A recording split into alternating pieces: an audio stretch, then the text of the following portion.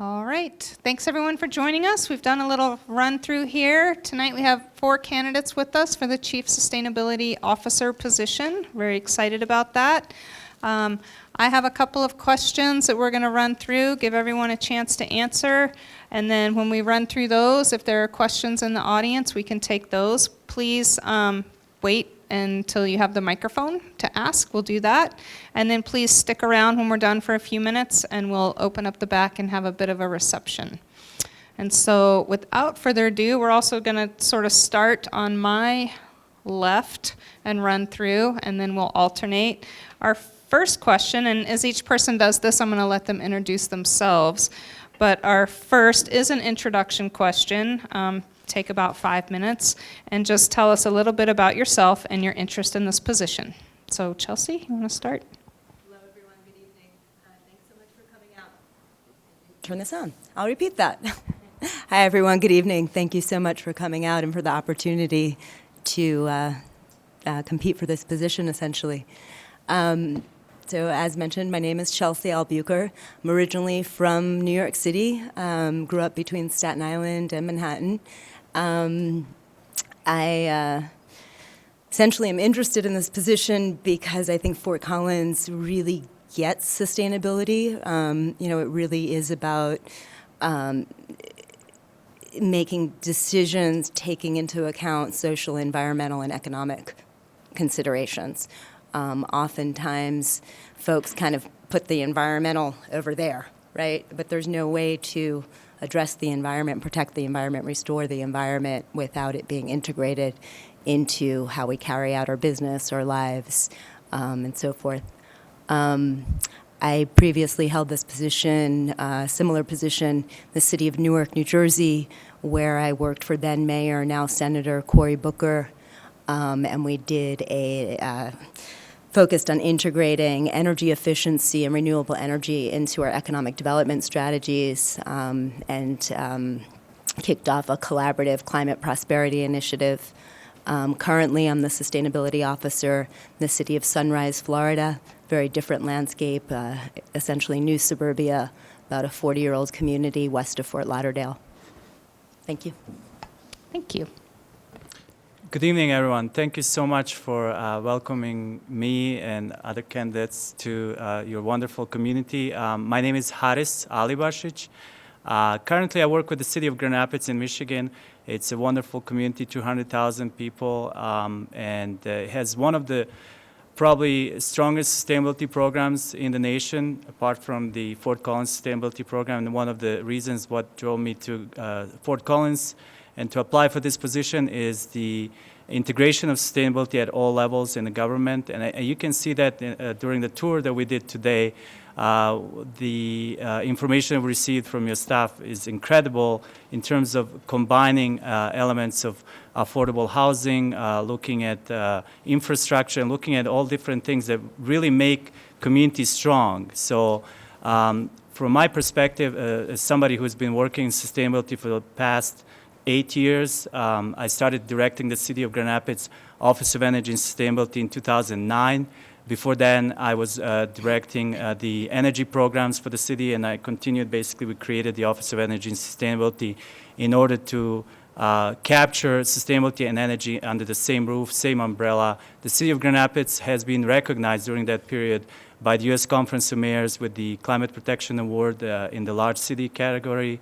And we also received the U.S. Chamber of Commerce Most Sustainable Mid-Sized Community Award, 2 very large national recognitions during the period where I worked as the director of the Office of Energy and Sustainability.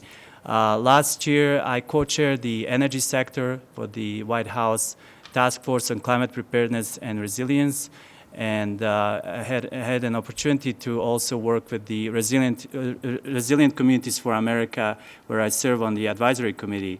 I live and breathe sustainability because I care for the future of our children. I have 4 kids. I know it's not a required part of the interview, but I look at them and I think that's important to be able to continue producing the same outcomes with the same level of intensity and focus, but at the same time I'm also aware that there's always a competing sense of priorities between financial resiliency of the organization. I think that's very important. I believe sustainability brings that element full circle, where we in the city of Grand Rapids, for example, were able to incorporate sustainability and tie that directly to the budget. Probably the only city in the U.S. that has no strategic plan, it has a sustainability plan. We created specific targets related to sustainability. So we have a 100% renewable energy target for all the city operations.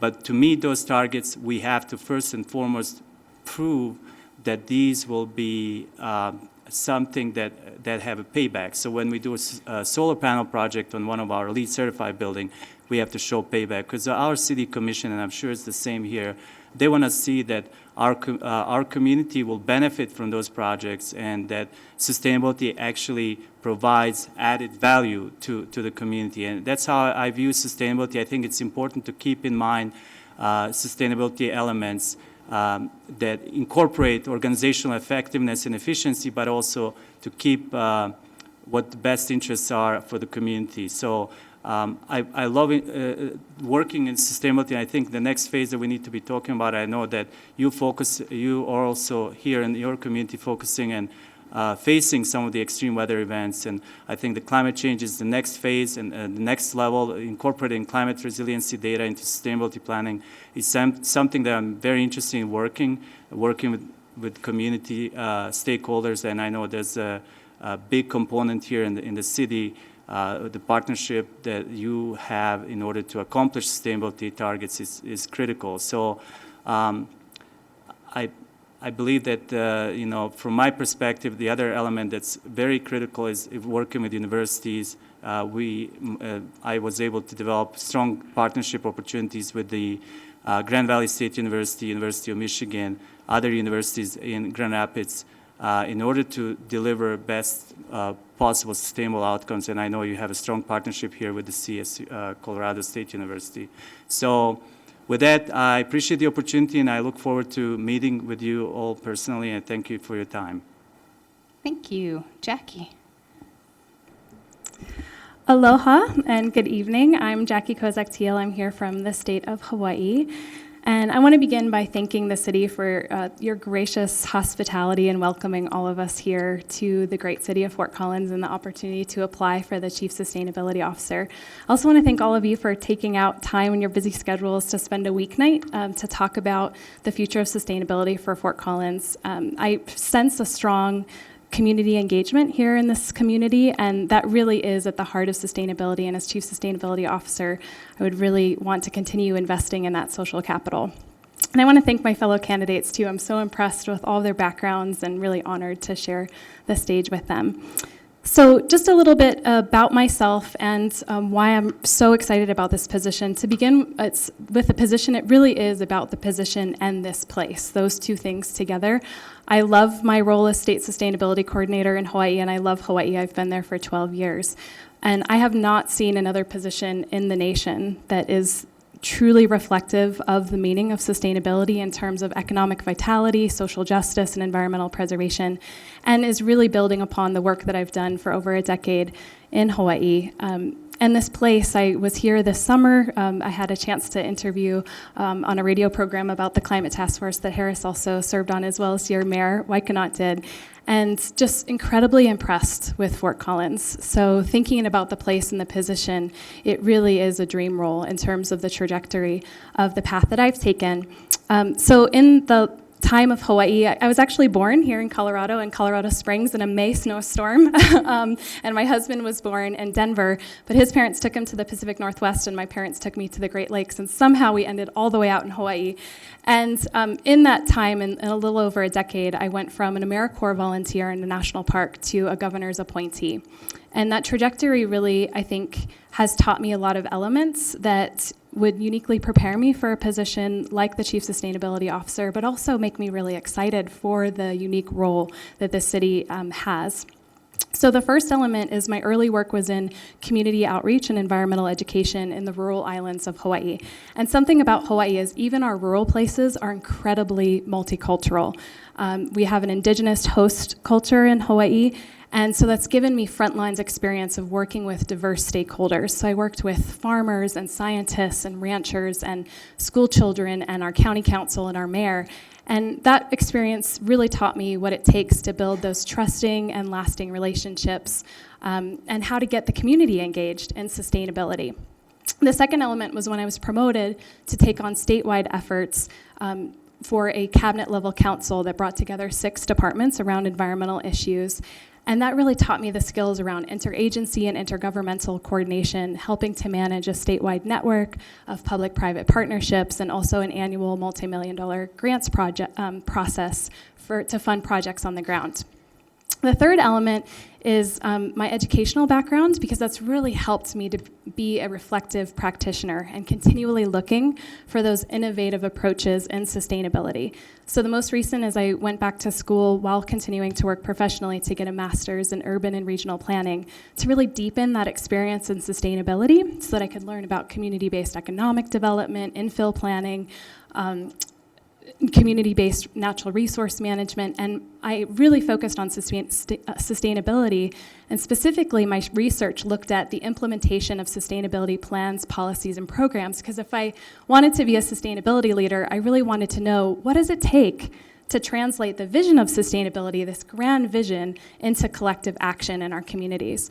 So through that process, I researched best practices across the nation and interviewed local government workers. And one of the top recommendations that came out was that you need a point person. You need a lead to weave the different pieces together in the government, which you have here as your Chief Sustainability Officer. We didn't have one at the time. I shared the recommendations with the governor, and he actually called me 1 month after graduation and asked if I would serve as Hawaii's first ever state sustainability coordinator. So that's the fourth element. Is the position is so similar to the Chief Sustainability Officer position, but at a state level, so very much reflecting that holistic approach to sustainability. So overseeing a sustainability sub-cabinet with 10 state departments, so the University of Hawaii, Departments of Land and Natural Resources, Health and Human Services, Office of Hawaiian Affairs, Health, Agriculture, Economic Development, and also working with our federal partners, our local government, so I work really closely with our mayors and their staff, as well as community private sector partners.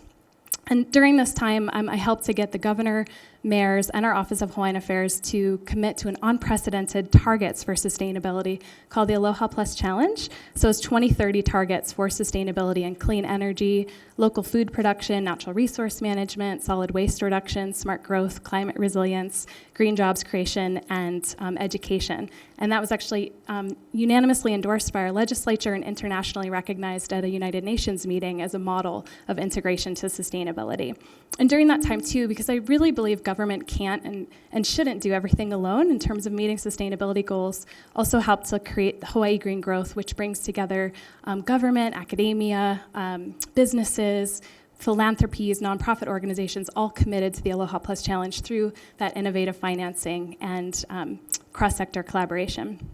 So, and I think the last piece that I think is what makes me excited about this position and prepared me for this position is the personal approach of really servant leadership to try to facilitate collective impact and bringing a sense of optimism and purpose and kindness to every endeavor, because I think that sustainability is a really difficult challenge that the world is trying to meet, and it takes that positive attitude and collective effort to make it happen. So I just really want to thank you for the opportunity to apply for this position. Like I said, I'm really impressed with Fort Collins. I truly believe Fort Collins can continue to be a national and international leader in sustainability, and I'd be really honored to help continue making that vision a reality. Thank you. Thank you. Randy. Thank you. My name is Randy Reedy. Thank you for the opportunity to be here. First, I need to clear one thing up. I have not been sent here as a spy to check on your Georgetown University Energy Prize plans. I just need to verify that. Could you bring the mic a little closer? Sure. For the past 18 years, I've had the pleasure of serving as the Assistant City Manager in Aspen. I want to tell you about the first kind of 3 chapters of my life briefly, and then the 4th chapter, what I see as the possibilities here in Fort Collins. First, I have very deep roots in Colorado. I'm a 4th generation Coloradan, originally from southern Colorado. My parents and grandparents owned and operated a packaged ice business in the southern part of the state. So I had what I realized later, after I was out of the house, a very rare opportunity to work alongside my father, learning and seeing his values of hard work, teamwork, leadership, fairness, and I had a chance from a very early age to practice outstanding customer service. Those were good lessons and a good start toward future endeavors. The second chapter of my life I like to loosely call the Denver years. I went to school at the University of Denver, stayed in Denver for the next several years. This is a time that I spent working and began to open my eyes to the issue of sustainability. In the mid to late 80s, it wasn't necessarily called that, but I had a chance to, first position in government was working as an aide to then House Minority Leader and soon-to-be Denver Mayor Federico Peña. The issues of community service, public engagement, and working with people to help them realize their dreams became very real for me. I also had an opportunity during those years to spend a year and a half in New York City as a New York City Urban Fellow. I had a chance there to work with the New York City Department of, the Manhattan office of the Department of City Planning. And that gave me an opportunity to work in zoning and waterfront redevelopment projects, and to see the real impact of what the economic, social, and environmental consequences of doing sustainability along the waterfront meant to those neighborhoods. I came back to Denver and began to work in an area that would become a theme for my career for many years since then. And that has been to work in the leadership and management of transportation services, mobility options, and transportation demand management. I've done a number of different things, managed a number of different departments, projects, and programs since then. But kind of the thread of my career, a theme, if you will, has been transportation and mobility. From that, I've learned a great deal, and in my view, transportation is right at the center of the intersection of the economic, the social, and the environmental. You know, of course, the environmental impacts of transportation are obvious. All of us know about air quality, water quality, et cetera. But the social impacts of being able to bring people, either disadvantaged or low income or physically disadvantaged folks, closer to jobs and services, being able to economically access businesses better, spend less money on roads and parking facilities, and overall enhance the destination as a tourist destination are very real, and that has opened my eyes, has been a prism, if you will, a viewpoint to help me understand that nearly every policy, nearly every government program can be seen in that light, in those lights, I should say, in all three of them. Chapter 3 of my life began when I was appointed to become the first transportation and parking director for the city of Aspen. I had the rare opportunity to create that department from scratch. This was at a time when Aspen, as a resort community, had a big black eye in the 90s as being named a non-attainment area for particulate pollution. Traffic congestion, traffic volumes were growing at about 4% per year with no end in sight. And the visionary city council and community leaders at the time took a stance that was unprecedented at the time to declare that they wanted to cap traffic at 1993 levels. No successful resort community had been able to do that before, but they were bold enough to say, we really, 93 levels are not acceptable to us, but we don't want to see it getting any worse. And so that was the mission that I was brought in to help fulfill. Was able to develop and implement then a multifaceted transportation demand management program. I was initially dubbed the car czar because I was the lucky fellow that got to bring paid parking to Aspen. So, but just briefly, in the years since then, that program has been successful.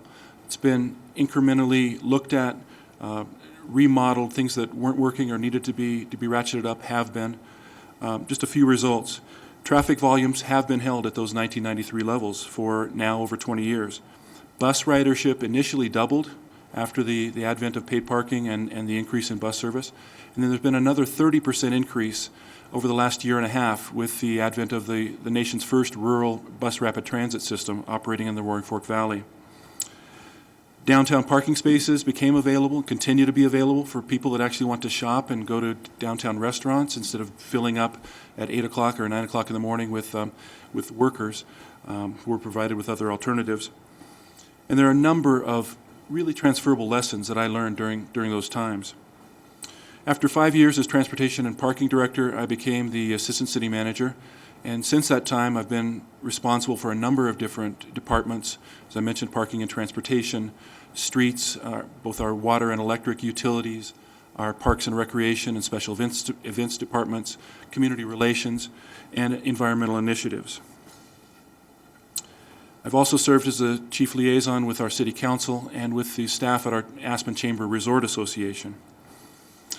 During that entire time that I've been in Aspen, sustainability has been my main job, my main concern. We as staff and as city council continually ask ourselves the question, what are we doing to the community and to the environment for the sake of the resort economy? How are we balancing those interests? And how do we maintain a community in the face of skyrocketing property values? Those are issues that not a day goes by that we don't have to carefully consider. So that brings me to the next chapter of my life, chapter 4, if you will. What do I bring to you? What does my experience offer you? I would suggest I offer you 3 what I would consider to be vital elements to success. The first being collaboration, the second being integration, and lastly, implementation. And by collaboration, I mean that I don't have all the answers, and I know that. And in fact, there are a lot of times when I don't even know all the questions. And so it's very important for me to ask questions, to listen, to communicate well with everyone in the department that I'm working with, within the city government, and within the community. I've been able to successfully forge relationships and partnerships with other communities, other agencies at the local, state, and federal level, and in a way that has caused me to learn not to shy away from controversy, but to roll up my sleeves and to begin to work with people, understand what the issues are, gain a deep respect for the elected officials that set the tone, the vision, and determine the resources available. Integration to me means that I really enjoy building bridges among different disciplines and multiple departments. I find myself doing that constantly, have done that for a number of years, and would welcome the opportunity here. The experts in any one field don't have all the answers, and bringing them together in the room is a very strong way of demonstrating synergy and coming up with innovations that you wouldn't have seen otherwise. And finally, implementation means that I have a track record for getting things done. I've mentioned a few of the programs that I've been involved with, but let me just give you an idea of some of the other diversity of the programs and projects that I've been responsible for. One has been the very controversial Entrance to Aspen environmental impact statement that involves some light rail planning. We haven't been able to build light rail, but that resulted in that bus rapid transit project that I mentioned to you has been highly successful. I was responsible for building the first roundabout in the Roaring Fork Valley that had a number of people very concerned that they would never be able to get into town again. We built transit centers, affordable housing projects, converted an old elementary school into an affordable child care center, and a number of environmental programs and projects. I'll mention just a few. We've moved our municipal electric utility to 89% renewable, primarily hydroelectric, but also some wind power. We've also implemented a carbon tax, and I've worked on the project team to help determine the energy efficiency projects that carbon tax is used for. Implemented 3 years ago a plastic bag ban, along with the distribution of reusable, locally produced, and out of recycled materials reusable bags for grocery shopping. We have the first rural bike share and car share programs that have been in operation now for several years. Climate resiliency planning, and then reducing greenhouse gas emissions for the municipal operations by 40% in the last 10 years. We have very similar goals, actually not nearly as forward-thinking as Fort Collins. The overall greenhouse gas emissions goals in Aspen are to reduce by 30% community-wide in 2020 and by 50% in 2050. So in summary, my approach to sustainability is to focus on stewardship of the resources and the community, working with the community to find ways for the economy, the environment, and the social sectors to coexist and in fact, to thrive. I would welcome the opportunity at this, what I will refer to as the fourth chapter of my life, to share in your success, learn from the many community and government officials here, and join you here in Fort Collins in sustainability. Thank you very much. All right, thank you all for the introductions. Now we'll have a few questions, and Harris, we'll start with you. First question, how can a community best balance the economic, environmental, and social demands of a community? Well, the best way to balance these demands is really by engaging community stakeholders. I think it's a critical component, understanding what the community needs. You have a vision that really is driven by community members. So the understanding of community needs begins with understanding where community wants to be 5, 10, 20 years from now, whether that's through master plan process, whether that's through sustainability process, sustainability plan process, but balancing those going hand in hand with the vision and understanding where community wants to be. And I can see that with Fort Collins where, with your greenhouse gas emission reduction through climate action plan, you are balancing all three elements. You're looking at the long-term impact from greenhouse gas emissions and reducing those significantly. I mean, these are the most aggressive targets that you have in the nation. Grand Rapids, for example, has greenhouse gas emission reduction targets, but not as aggressive as they are here in Fort Collins. So you're addressing environmental issues, but you're also addressing social, because with greenhouse gas emissions, you are looking at health impact from greenhouse gas emissions and long-term impact on the community and the society as a whole.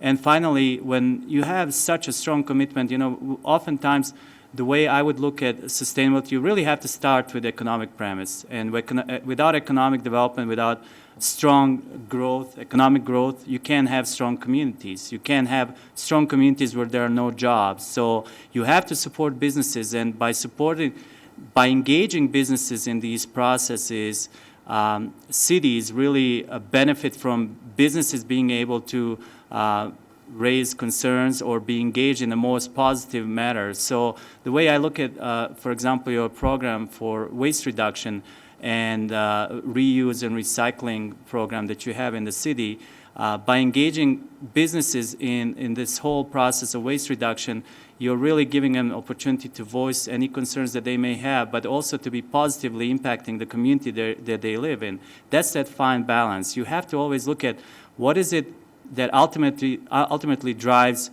every organization, every individual. So when I look at different segments of sustainability, I start from my own individual perspective. How do I balance social, environmental, and economic in my own life, my own personal life? Do I go through every time my kids throw paper in the trash and pick it out and recycle it, or do I teach them? So it's really that communication piece that enables the balance of a triple bottom line.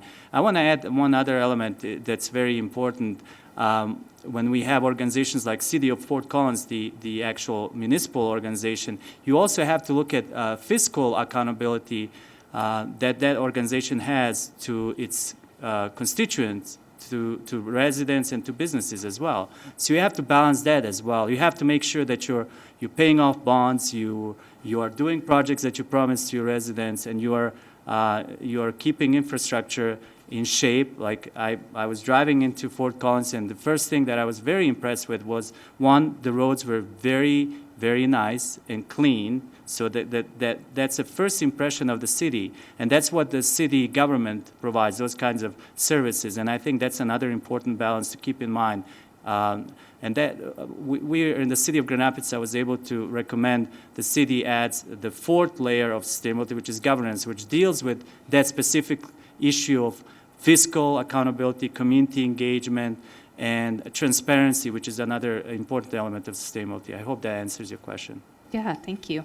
Thank you. I'll repeat it just in case. How can a community best balance the economic, environmental, and social demands of a community? Great, thank you. So I agree with Harris. I think that stakeholder engagement is key, and one of the things that I've done in Hawaii is by starting Hawaii Green Growth. It really is that cross-sector approach to making sure that sustainability goals aren't met at the expense of other goals. For example, we have issues of competition and conflicts between affordable housing and open space and agricultural land, for example, and there's a real urban-rural tension in our state as well. So by bringing those diversity of stakeholders together, it can really help that thinking throughout the process to make sure the voice of each of these different values is around the table. So definitely, the role that I've been playing is that bridge builder, but also I believe in the importance of building ladders. And what I mean by that is, in order to have that balance, bottom-up efforts and top-down efforts have to be aligned. And so making sure that grassroots efforts are supported by that high-level leadership, and that those voices, that there's entry points for voices in leadership to happen at every level. And the last piece I would say is, we call it in Hawaii, He Nahona Ai Oia, which means a culture of sustainability. And to me, that means the integrated systems thinking is just part of our citizen engagement. It's part of the way that we approach every single part of our visioning process, our decision making, our planning, is that there's that equity of values, that there truly is equal playing field for all those different values in that culture of sustainability as we approach the wicked interconnected challenges that we're facing. Thank you.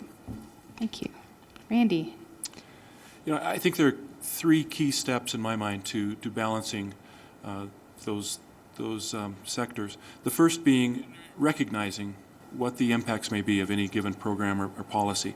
You can't do that in a vacuum. It has to be in conjunction with the community, with the stakeholders, the affected interests, and everyone that has an expertise or a point of view to bring to the table.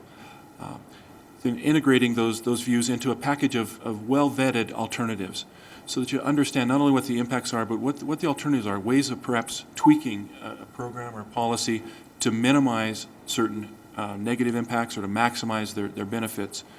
And lastly, being prepared to keep monitoring and keep modifying programs as you go, because even though something may start and the balance may be achieved in year one, that may not always be the case. You need to keep an eye on things to make sure that by year 5, economic impacts may have grown beyond what you originally anticipated.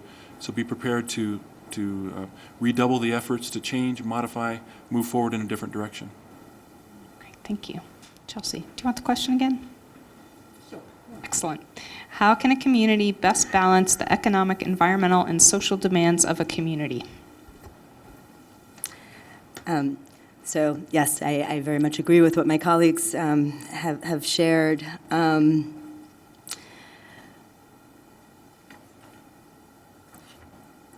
So the question got me thinking about my work. I spent 10 years working with EPA as an environmental scientist, working with communities throughout New York and New Jersey doing brownfields redevelopment.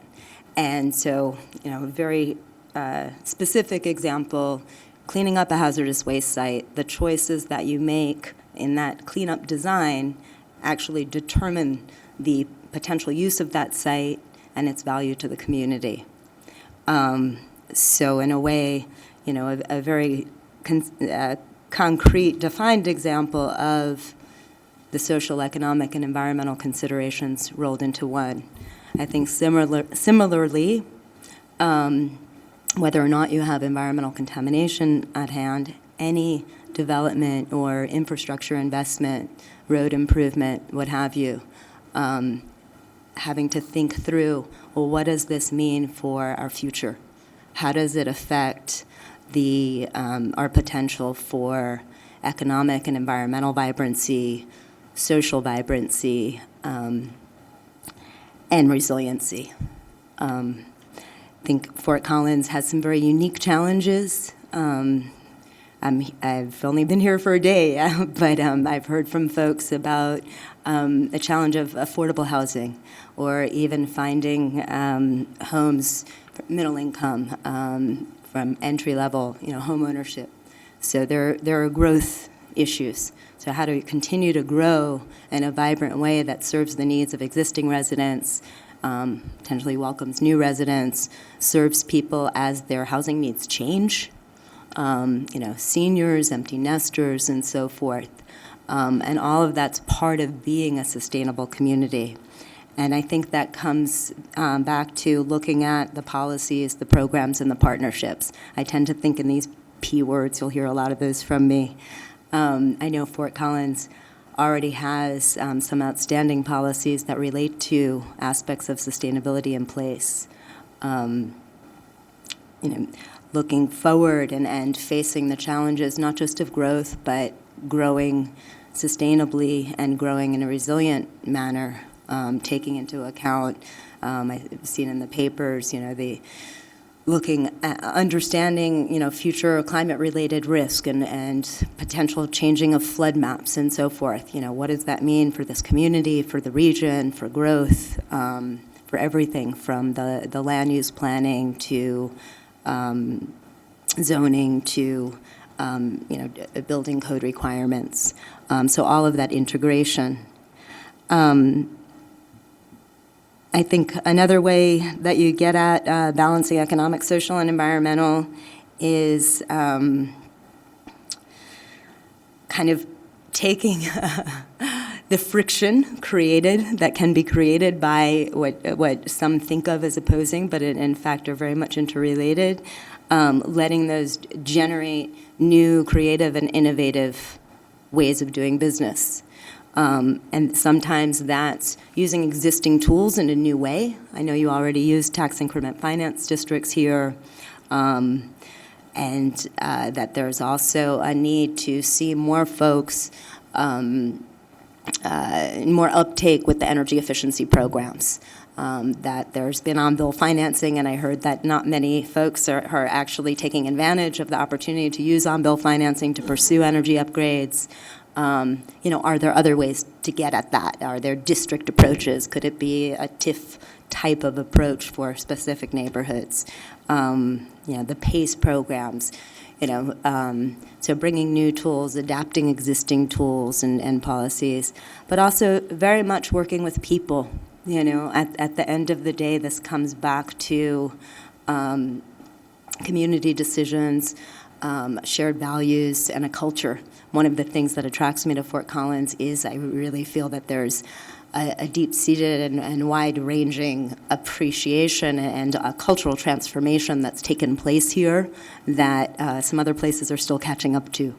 And working with stakeholders. I've worked with stakeholders from Fortune 500 companies to, I've actually never worked in a city that's had its own energy utility. I do currently work for a city and work very closely with our water and wastewater utility. But the opportunities to work with all of these different stakeholders. Another thing I'd like to mention is the role of the nonprofit sector, from your Chamber of Commerce and folks that business improvement districts and folks that work with your business community to your social service sector and your faith-based, engaging residents. You all are amazing for coming out, but many folks, and I'm sure you're hard-pressed as well, balancing the demands of life along with an ethic of stewardship, of engagement, meeting people where they're at, whether that's at their church or their school or their block association or neighborhood association, those types of things, and bringing useful tools, right? So something as simple as this may sound overly simple, but as simple as a garden initiative. Sustainable landscaping, it's an easy way to practice sustainability in your own backyard, and also can lead to broader community benefits, habitat, wildlife support, and again, create and deepen that culture of sustainability and connectedness. Great, thank you. Our next question, and Jackie, we'll start with you, is not entirely specific to us, but something we've been focusing on. So knowing that the city is not a social service provider, what recommendations or experience do you have in partnering with others on panhandling and homelessness issues? So I'm sad to say that Hawaii, actually as a state, and Honolulu, the city included, is second in the nation in homelessness after Washington, D.C. So I've had a lot of experience working with homelessness. When the governor appointed 3 coordinators to work at that cabinet level that he felt were the most pressing cross-cutting issues of our state. And it was education, because we actually have one of the lowest ranked education systems in the country. And I know the education system's great here, which actually is a really wonderful reflection of social justice. 2 was sustainability, and the 3rd was a homeless coordinator. And so I worked really closely with these other coordinators because he saw that we were going to have to work across departments with our local governments and with partners. And so we, the homeless coordinator and I worked really closely with different nonprofit organizations, especially and faith-based organizations, to look at multi-prong approaches. And Housing First has been a really huge program in Hawaii to get folks out of the crisis situation and helping them, giving them services after that point.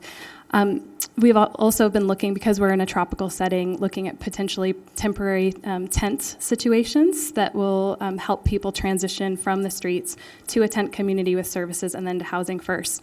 But I think the most innovative partnerships that I've been involved in is in the communities. There's 2 communities. One is largely Native Hawaiian predominant, and another is immigrant predominant. We're actually receiving some of the first climate displaced peoples from Pacific Islands. I was just talking with Beth about that. And they are coming from Pacific Islands, losing their homes, and then entering into being homeless in Hawaii. And so what we've done is had this very holistic approach in these 2 communities pilots that have been a health center, community center, transitional housing, a farm to help revenue generate, but also get people an entry point into the local food production, and a natural resource restoration center.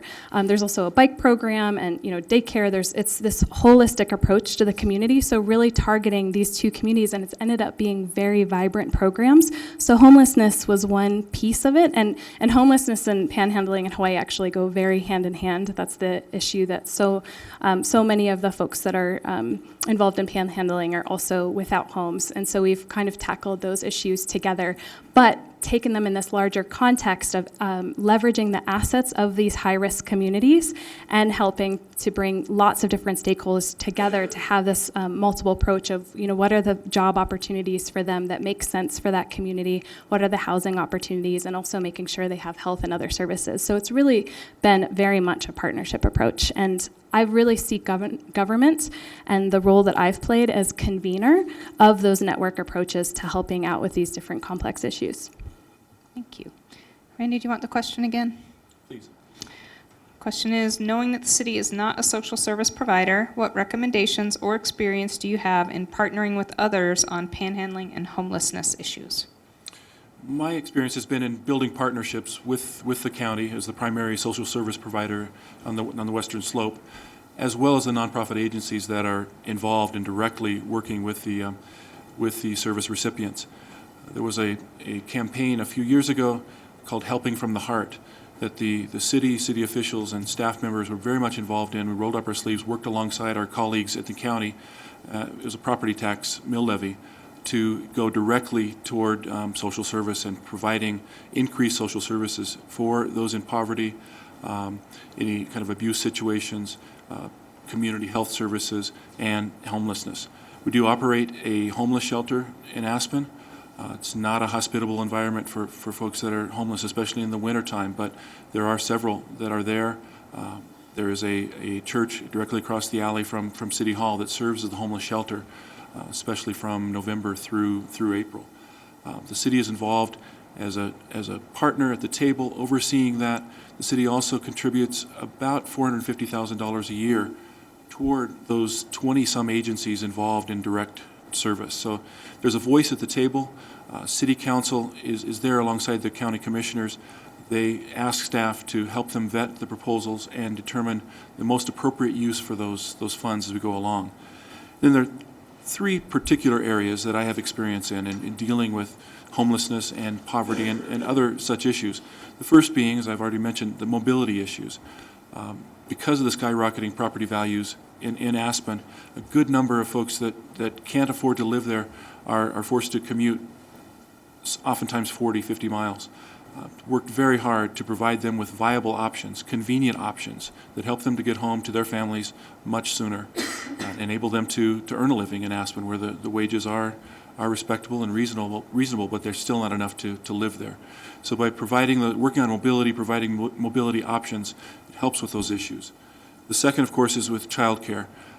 There is a 0.45% sales tax in Aspen that goes directly to childcare, is designed to primarily provide scholarships or grants, if you will, to low-income families so that they can afford childcare, quality childcare available in the community in which they work, and so their children aren't miles away from where they may be for 8 or 10 hours a day. And then lastly, with housing. The city is a direct provider of housing through a 1% real estate transfer tax that was fortunate enough to be passed before the Tabor Amendment back in the early 90s, that has continued in effect and enabled the city and the county to produce some 2,800 affordable housing units that are deed restricted. No one living there will be able to make incredible appreciation on those units. They're restricted to the consumer price index or 3% per year, whichever is less. So they're guaranteed to remain affordable over generations. And they're offered then to income qualified individuals. And those income qualifications, because of the range of the market there, go from category 1, which may be as low as the $35,000 annual income, up to about $150,000 for a family of 4 that's working. It's a big difference between what a family of 4 making $150,000 can get in the affordable housing market compared to the gap to reach even the bottom of the free market there. So those are the 3 areas that I have the most experience in, and my experience primarily has been in building those partnerships. Excellent, thank you. Chelsea, knowing that we're not a social service provider, recommendations or experience that you have in partnering with others on panhandling and homelessness? Sure.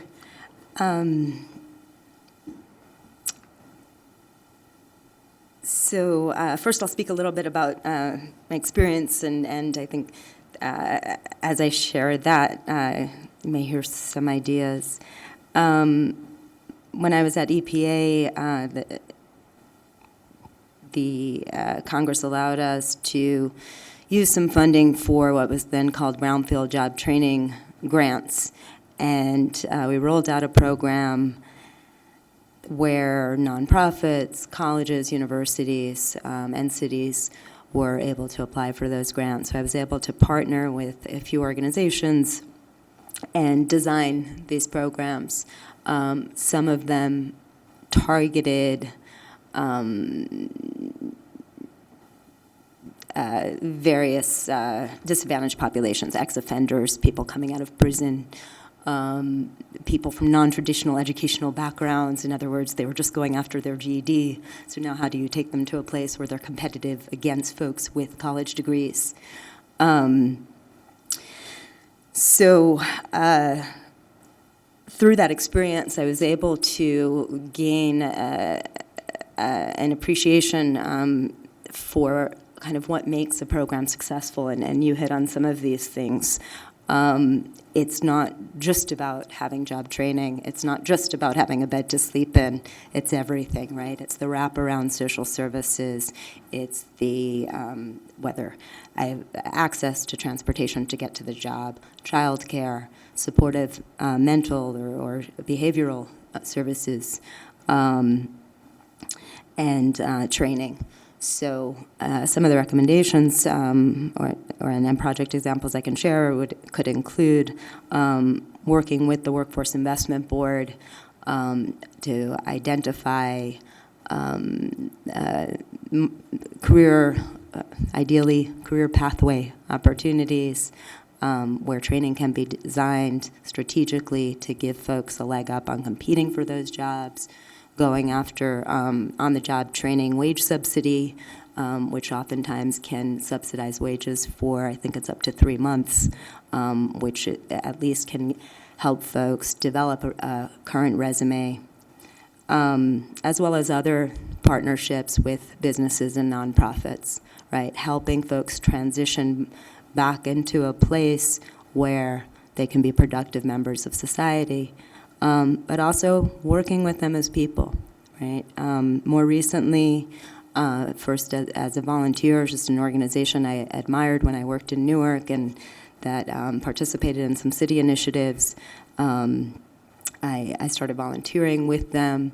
It's called Urban Renewal Corporation, historically an emergency and transitional housing provider for homeless since the 70s.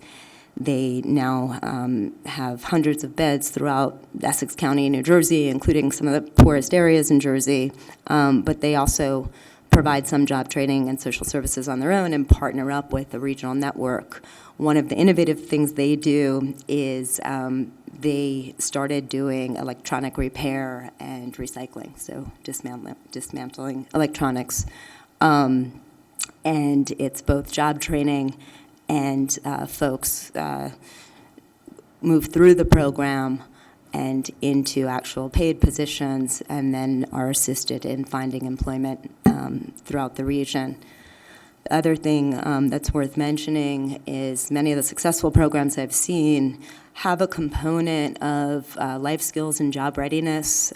Folks who are in this field, I'm sure you know all this, but those types of courses, when done well, can be so critical to helping someone kind of get back in touch with their own personal value, but also to develop those life skills and habits that, again, allow one to have a job, to maintain a house.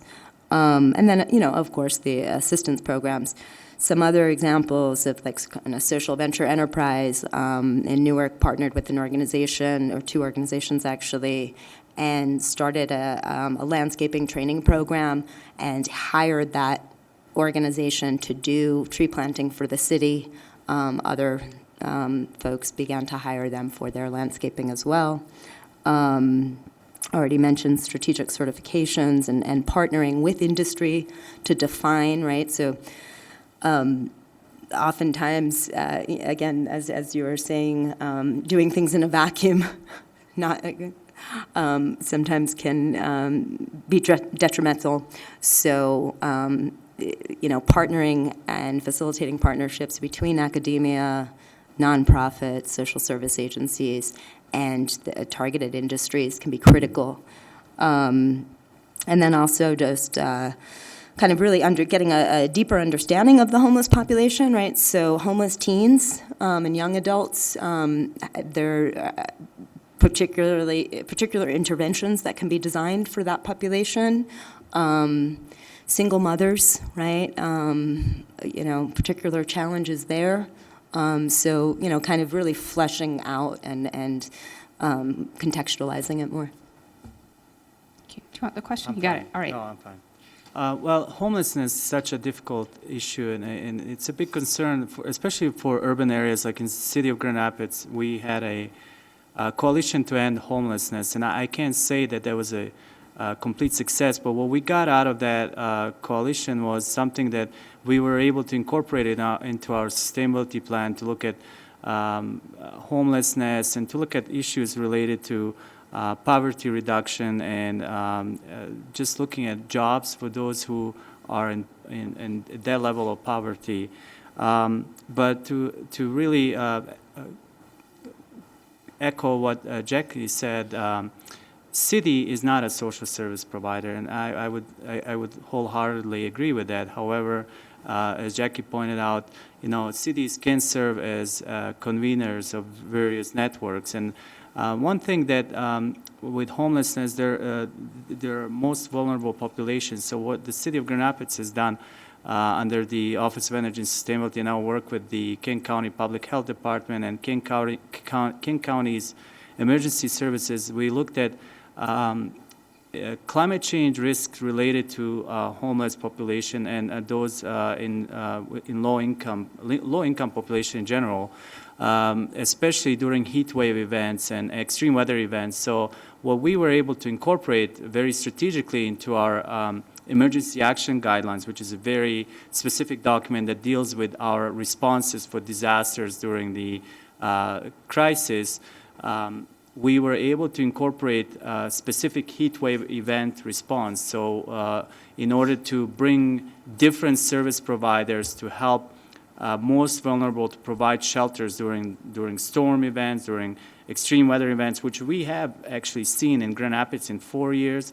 We had 2 heat wave events, and we were partnering with the American Red Cross for West Michigan and partnering with United Way, 211 services, and religious institutions, churches, synagogues, mosques, every one of them, and look at providing shelters during these heat wave events for homeless population, but also for low-income folks who can't afford to pay to cool themselves during heat wave events. And also we did the same thing. We actually instituted that through our emergency action guidelines and looked at how we bring about first responders, police, fire, and the EMS, emergency medical services, into that mix. And I think that's a key component to understanding, to addressing homelessness. There are so many different levels, like Chelsea mentioned, job training, and there's also the issue of emergency situations where we have extreme weather events happening.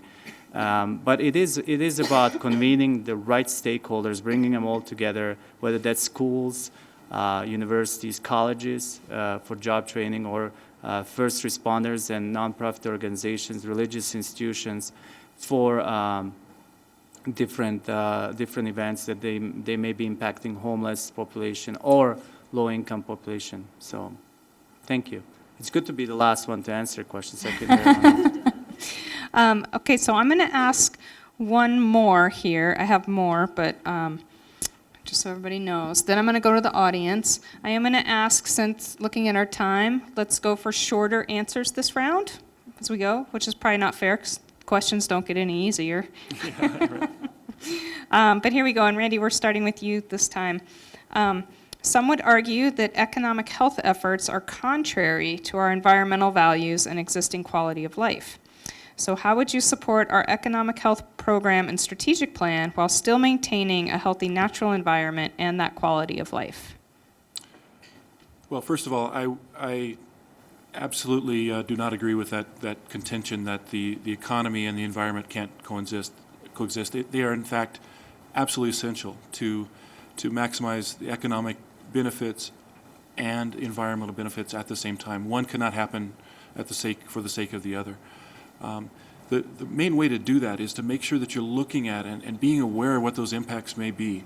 There are a number of projects or programs that strictly looked at as a economic issue appear to be straightforward and easy, but it requires some peeling back of the issues, some understanding of what the long-term impacts may be, and the understanding of some sectors of the community or perhaps of the economy that haven't been considered.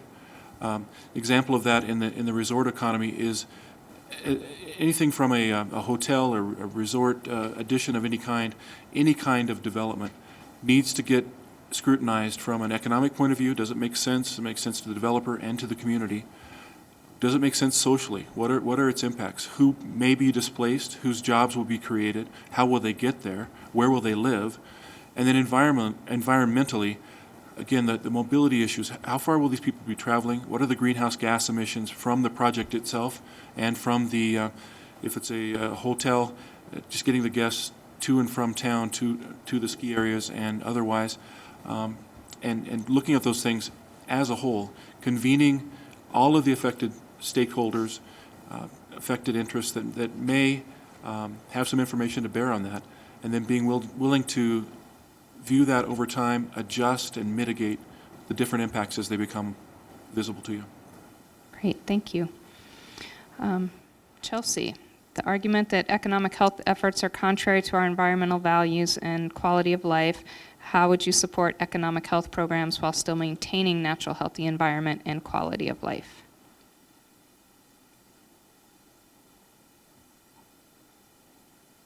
Push your mic. I think that it's possible to realize, to enhance economic health whilst improving environmental quality and protecting natural areas. On one hand, from what I saw today from the tour, I think you're already doing it. We saw wonderful new development, integrating green design adjacent to natural areas. But, again, looking forward, there are growth pressures.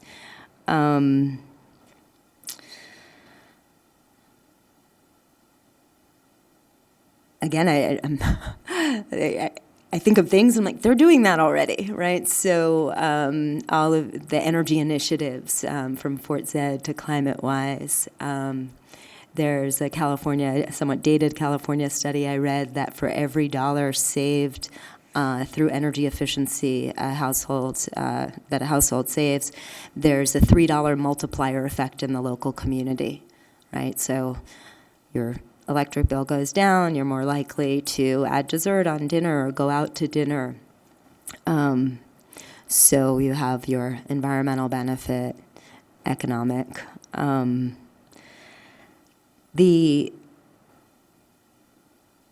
natural resources in this area are very much what makes Fort Collins what it is. So from the state park system to the local parks, and as someone else was pointing out, the decisions that the community makes through its comprehensive plan, through its sustainability plan, through its neighborhood-based redevelopment plans, right, very much kind of articulating those roadmaps. So I think those planning processes are the first place to hash a lot of this out. Then oftentimes, though, it does come down to very specific development projects, which can be contentious. So again, contextualizing those in the vision, the goals, and the shared values are critical. It seems that the community may be a bit at a transition point from more of a large town to becoming a mid-sized city, and there are immense pressures. Again, I already mentioned that what I've heard from a few folks about finding home ownership opportunities. So, what does that look like? What does that mean moving forward in terms of what the built environment looks like? There are huge questions and opportunities on the table. But again, I don't think there's an inherent conflict between protecting natural resources and economic health. I think there's enormous opportunity there. Great, thank you. You don't need to repeat, thank you. Well, in the city of Grand Rapids, we started something called Community Sustainability Partnership back in 2004. We started with 5 public and institutions, City of Grand Rapids, a couple of universities, and a college. And that grew. Right now we have 252 organizations, mostly private sector, and all engaged in sustainability. There are larger corporations like Amway, Steelcase, Cascade Engineering, all doing environmental, social, and economic benefits to the community through their sustainability focus. So there is that dynamic that actually businesses do see value in sustainability, and they know what's that fine balance in maintaining healthy environment is important as much as it is for their business bottom line. I also teach graduate courses at Davenport University and at Grand Valley State University.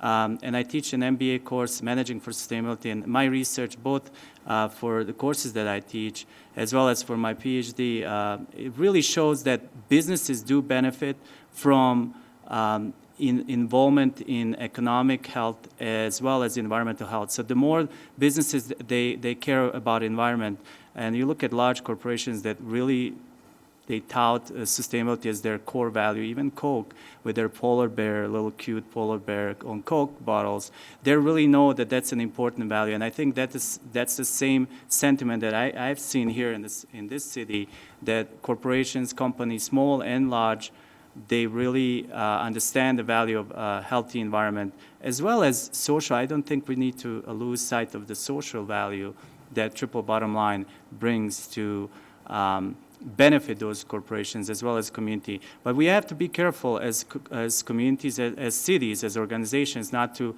dictate and provide ultimatum to these companies. I'll give you an example. In the city of Grand Rapids, we have the largest number per capita LEED buildings in the U.S.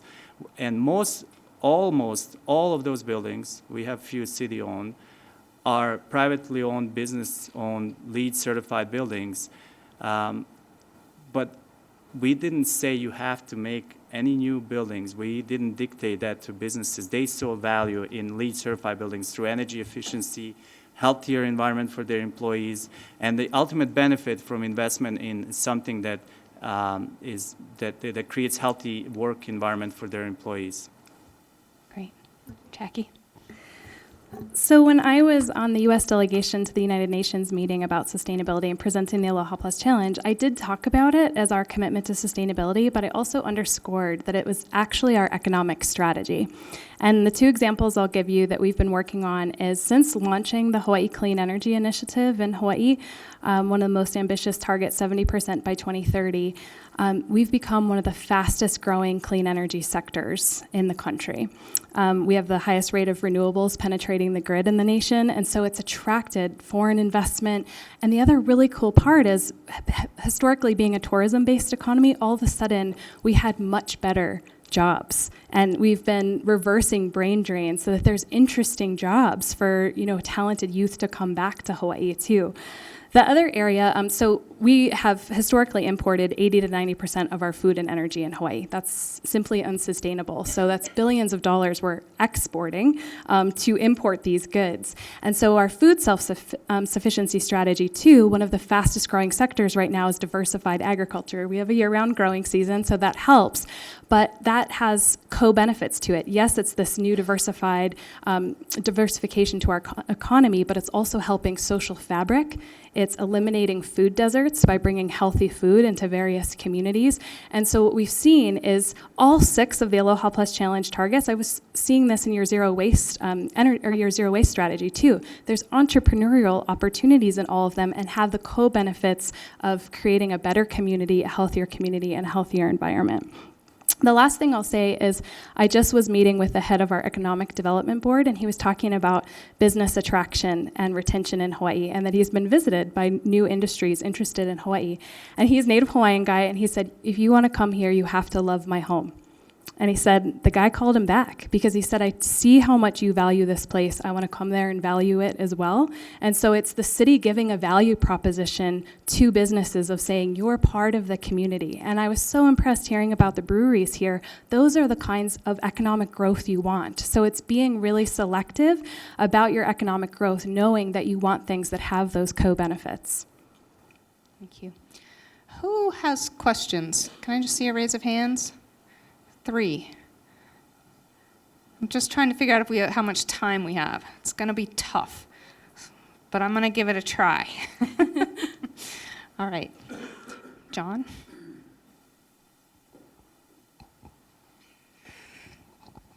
Good evening. I'm really glad this process is taking place. We've just gone through years of OJT, as you might call it, on-the-job training. I believe it wasn't a very good process. As the local Lorax, this may not be fair because some of you may not understand what the Lorax is. Everybody know what a Lorax is? Okay, maybe it is. When does growth end? And why do you believe in the triple bottom line versus more inclusive accounting models? So since we are short on time, I'm going to shorten it up a little bit and do the does growth ever end?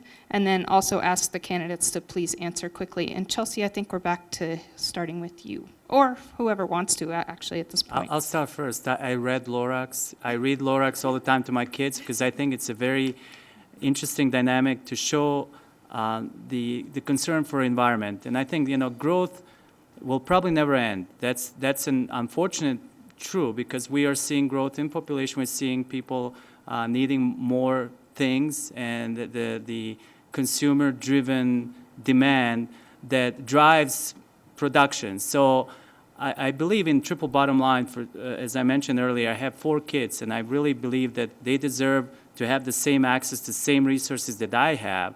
And they may not have that with climate change that's going to be occurring, with things that are going to be changing. And we see, where there's a fundamental shift in thinking about environment and social issues. I think corporations that are embracing those changes will also be thinking about how to provide best services and products without, with positive growth. I would say that there's a positive growth.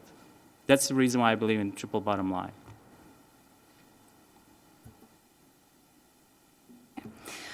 Great question. When we were forming Hawaii Green Growth, a lot of us had a hard time with the name growth in the title, and we went through a lot of debate about it. But what we settled on is it's the type of growth we're talking about. Do we want more local agriculture? Do we want to grow that?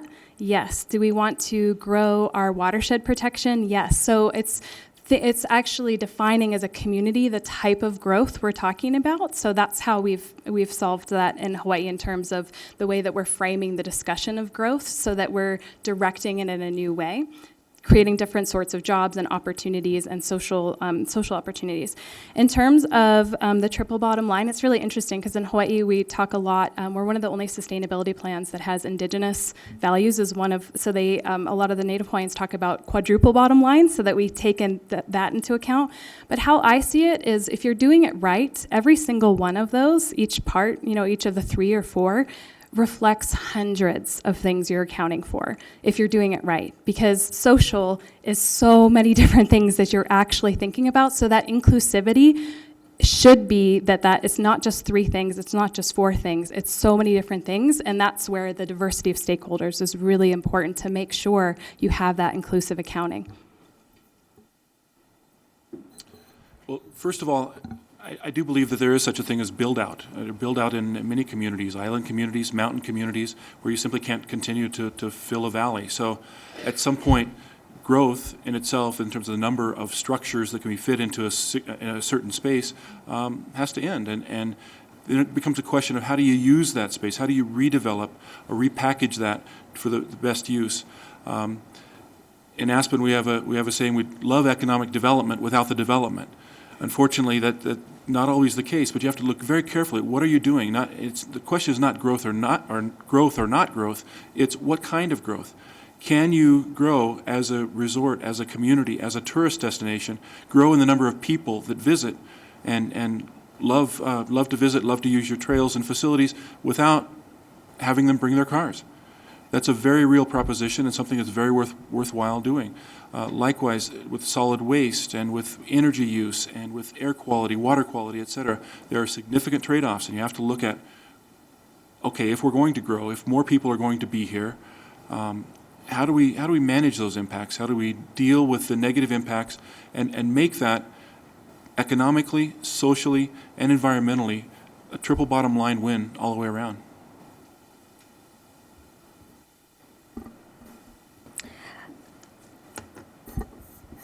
So, if I may, the question, does growth ever end?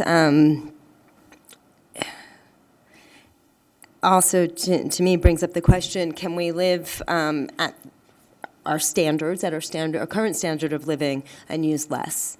And I think that's kind of where we're at, and what we're attempting to do through efficiency, through transitioning technologies and design and so forth.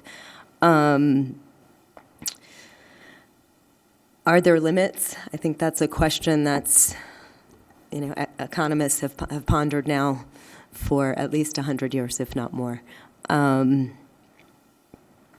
But very much about, as my colleagues have mentioned, the quality of growth, the quality of, it's natural to grow and develop and to evolve, but to evolve into what?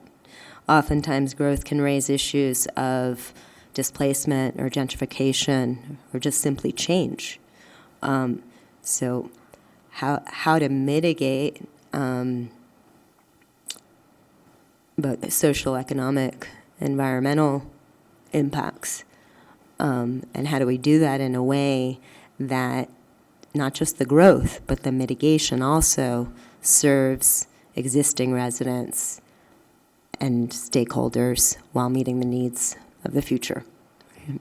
And I think that's something that, again, going back to the planning and the engagement, stakeholder engagement processes on every project and policy has to take into account.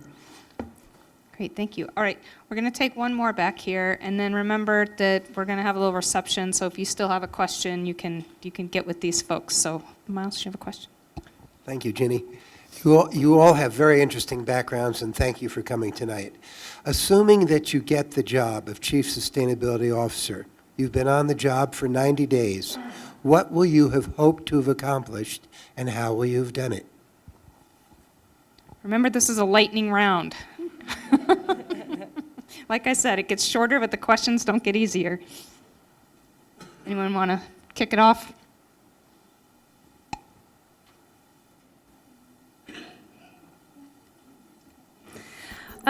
So I guess I would actually learn from past experiences. I've visited Fort Collins, but I would really seek local expertise. So in 90 days, my experience when I moved out to Hawaii, I'd never been there before, I didn't know anyone, and although my first job was outreach and education, I spent my first year listening, and that actually really served me because it helped me to understand the complexities of the issues of that place, get to know people, establish partnerships.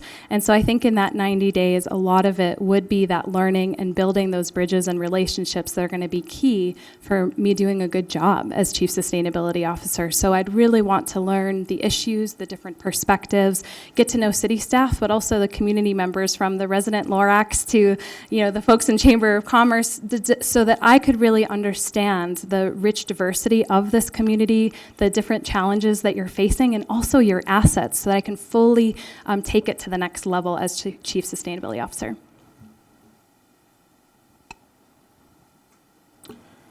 Well, although it's not fair, the first thing that I would do would be to ask you that same question as well. What do you see as success for the first 90 days? In fact, that would be the very first thing that I would do, is go on what I would call a listening tour. Not only within the halls of City Hall and the other government buildings, but in the neighborhoods, talking to business leaders, talking to neighborhood residents, talking to students at the university. Very important to understand what are the issues and what is your definition of success. Questions I like to ask in any new situation is, what do you want to see more of? What are we not doing in terms of the programs, policies, efforts? Where do we need to focus more? What are we doing too much of? Where should we shy away from? What things can we stop doing or do less of? And then it's very important to understand and to build on the successes, and there are a number of them here. And I would not want to infringe on that. I would want to understand, what do we have to keep going on? These things are working. By all means, don't mess that up. So those three things I think are very important. And then moving forward, going to be critically important in that first 90 days, 100 days, to pick some low-hanging fruit, some priorities that can be some quick wins, some early successes that can then build momentum, build partnerships, and set the Sustainability Services Department up for future success. Hi. Listening, asking, learning. I am particularly interested in the metrics, right? So the metrics that are being used to track greenhouse gas reduction, to from energy, water, so to understand the available data and also see where that goes in terms of what's missing, what are the opportunities. I think one of the benefits of having someone from outside the community come in is we're kind of wearing different glasses, right? So we may see things a little differently, hopefully for better than worse, and bring new ideas or or new input to create or tweak certain things, right? But from what I've seen and based on the accomplishments to date, over the past decade, Fort Collins has just been doing amazing things. So I know that there's just a wealth of knowledge and energy and experience here in the community, right? So I think in those 90 days, not only identifying some low-hanging fruit, but also starting kind of like a booklet of opportunities and goals for the next year, and then taking that into a more robust, formal process. But I think, through that listening and those initial conversations, a lot of that will start to bubble up. I'd probably say the same and maybe add another layer to it is, there's so much going on already in Fort Collins. You have the Fort Collins Sustainability Group. There's a lot of outcomes that are desired by that group. There's also a climate action plan. So I think the starting point for me is to obviously talk to city staff and the community stakeholders, all different levels, and also find out what the directions are that the city council, city commission is giving to the CSO for that position specifically. What are the immediate outcomes? What are the long-term outcomes desired from climate action plan or any other plan that you may have? So I think that's the critical component, to understand what the directions are desired by the community as well as the elected leadership and the city manager, obviously. Excellent. Let's give these folks a hand.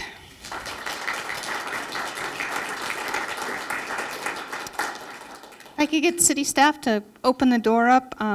We can head into that other room. Please stick around. If you had a question and didn't get to ask it, these folks will hang around for a little bit, although they have a big day tomorrow, so we won't keep them all night, but want you to have a chance. Thanks.